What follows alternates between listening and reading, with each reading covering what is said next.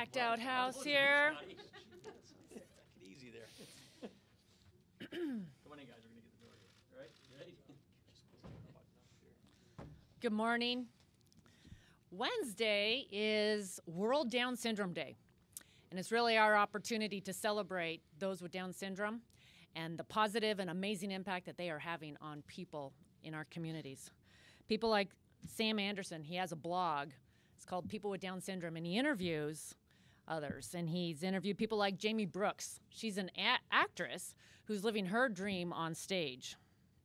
Richard Hansen, he works at Biddy and Bo's Coffee, and his hope is to become manager one day. And my friend Kayla McKeon, she just has a new job. She's walking the halls of Congress now as the manager of grassroots advocacy. And because of the able to work provisions that were included in the Tax Cuts and Jobs Act, people with disabilities will be able to chase their dreams even more. People like Sam, Jamie, Richard, Kayla. They can save more of what they earn when they get those jobs, and it will give them an opportunity to live independent, with dignity, and with purpose. This week, the House is also taking the final steps on our promise to rebuild our military and give our troops a much-needed pay increase. We owe it to our service members to make sure that they have the tools and the resources to safely train, restore readiness, and keep all of us safe. And they go about it every day, here and all around the world. And I think it's important to remember, just last year, that more of our service members were killed in training accidents than actually in combat. The readiness gap is jeopardizing lives and threatening our national security. So it's so important that we come together, both parties, to strengthen our military and set us on a path for a stronger, more secure America. Liz Cheney. Thank you very much, Kathy. It's an honor to be here. There's no more important or even, frankly, sacred obligation than those of us who are elected have than to provide for the defense of this nation. We are facing a complex and grave national security environment, one that features more significant threats than at any time since before World War II. And we're not in a situation today where you can just say conflict is coming, conflict is on the horizon. In many ways, conflict is here. We've got adversaries that are probing, attacking us across a whole variety of measures and means. And for far too long, because of the policies of the Obama administration in particular, because of inconsistent funding from Congress, we've been in a situation where our military has been starved.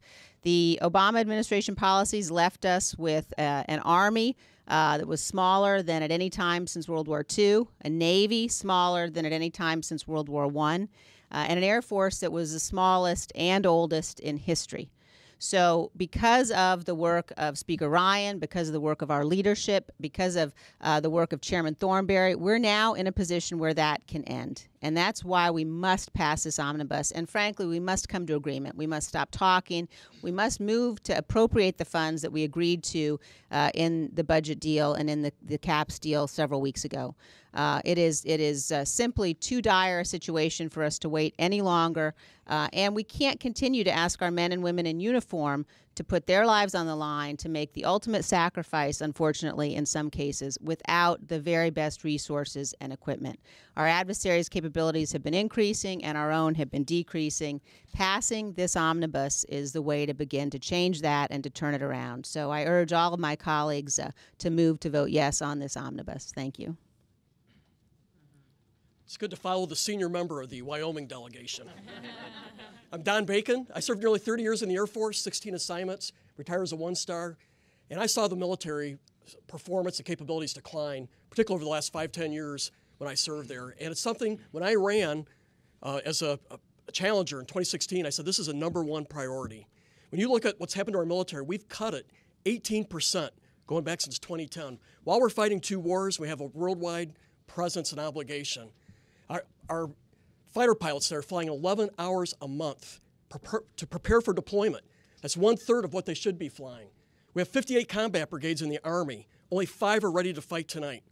And when you look at the Navy, only half of the Navy ship or aircraft are ready to fly any given day. And we can give you statistic after statistic. Our military should be second to none And when you have your 4-stars saying that our readiness levels are the worst they've seen or on paper since 1977, it demands action. I believe in peace through strength. I believe in deterrence. And this bill that we're going to hopefully pass, and I think we will fix our military. We're going to get a 10% increase. If we hold that with inflation for 3 or 4 years, we'll get our military healthy again. Deterrence will be served. We're going to improve our funding on cyber, missile defense. We're going to grow the number of people that are serving so that the burden is shared. I know people in Offutt Air Force Base who have deployed 25 times. That is hard on families. We got to do better. This will be the first pay raise that we're going to see that matches inflation in over a decade for our servicemen and women, important for our families. We're going to start adding more stealth aircraft, start building towards a Navy of 355 ships. I'm excited about what we're doing. This was a #1 responsibility, and I'm excited to have been a part of it. And I want to thank the leadership for putting the emphasis on this, and I look forward to supporting this bill. Thank you. Good morning. We start this morning with heavy hearts. We're hearing reports of a shooting at St. Mary's County in Maryland, and our prayers go out to everybody impacted. Obviously, we're going to be trying to get as much information as we can throughout the day. In the meantime, later this week, as you heard from my 2 colleagues that have been leaders in the defense industry and understanding how to rebuild our nation's defense, we're going to be voting on a bill to finally start restoring our nation's defense to the levels that it needs to be, to give our men and women in uniform the tools that they need, not only to be prepared to defend our country, but to be able to train in a safe environment. We've seen, even in the last week, planes falling out of the sky and killing some of our men and women in uniform. That needs to stop. And in this bill, we finally start to reverse that problem by restoring air superiority, by giving our troops a much-needed pay raise, something that is going to be part of this bill. We actually restore our naval fleet, but we also support our friends around the world. We've traditionally had a strong alliance with Israel. In this bill, we actually increase that. We continue to fund the Israeli missile defense that's so critical to keeping the people of Israel safe. The Iron Dome, David Sling. We advance some of the technology in anti-tunneling. That's going to be something important to help our allies around the world, not just Israel. So it's an important bill that finally restores the cuts that have been made to our nation's defense so that we can rebuild and maintain one of our basic constitutional responsibilities, that is to provide for a strong national defense. I expect to see a strong vote on this bill later this week. Grab this. First, we made very clear to the country, we made a promise to the country that we would rebuild our military.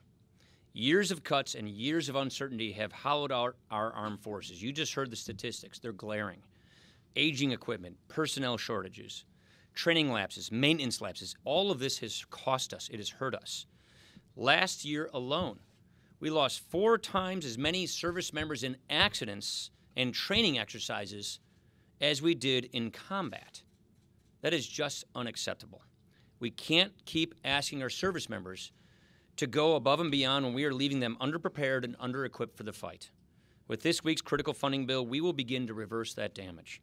We will fully fund our national defense at the levels requested by the Pentagon by Secretary Mattis.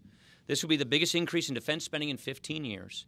It will allow Secretary Mattis to increase our troop levels, to address our readiness shortfalls, and to upgrade our weapons systems. It will give him what he needs to implement our new national security strategy and prepare us for new and evolving threats. It is so important. This is the biggest pay raise for our members in 8 years. I met a young woman on Thursday. She's a lieutenant colonel in the Army. She had done 6 combat tours. A friend of mine from Janesville is on his way to his 7th combat tour. This is what our service members are doing for us. And it's high time we respond to them. Give them the pay raise that they have earned over and over again.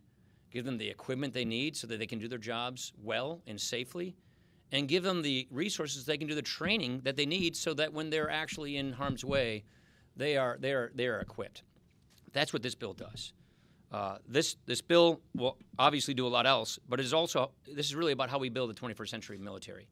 We have 21st century threats, and our men and women in uniform need to be equipped and prepared to deal with these threats. So I want to thank these members of the Armed Services Committee for their leadership. I want to thank the members of the Appropriations Committee as they work to finalize this legislation. This is going to mark a beginning of a new era for our nation's military, and it's high time we do that. Questions? Come on. You were late. We'll do the other pregnant lady. I'll go to the second. All right. When are we going to see this omnibus? Hopefully soon. Yeah.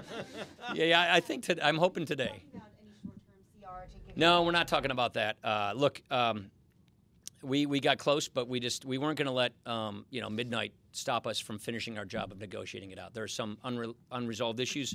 We're working through them while we speak, and we're hoping to post today. Okay, second pregnant lady. Do you agree with some of your Republican colleagues that the president needs to stop attacking the special counsel? And would you support measures to protect his investigation? Look, first of all, the special counsel should be free to follow through his investigation to its completion without interference. Absolutely. I am confident that he'll be able to do that. I've received assurances that his firing is not even under consideration. We have a system based upon the rule of law in this country. We have a justice system, and no one is above that justice system. I thought you had your hand up, sorry.